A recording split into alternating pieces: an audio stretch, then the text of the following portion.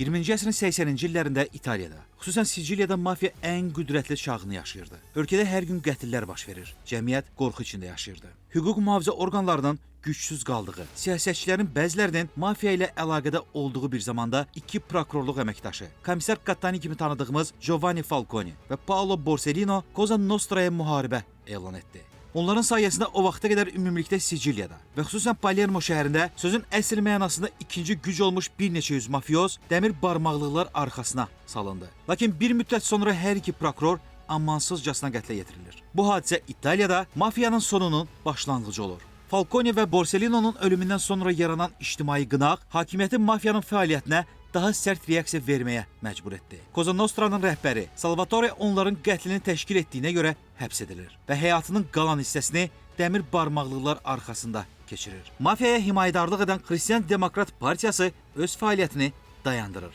Qeyd edək ki, Palermo aeroportu hazırda Falcone və Borsellino'nun adını daşıyır. Bugün İtaliya mafiyası əvvəlki qüdrətinin kölgəsində yaşayır və bu uğur iki cəsur şəxsin katalizatoru olduğu hadisələr sayəsində baş verib.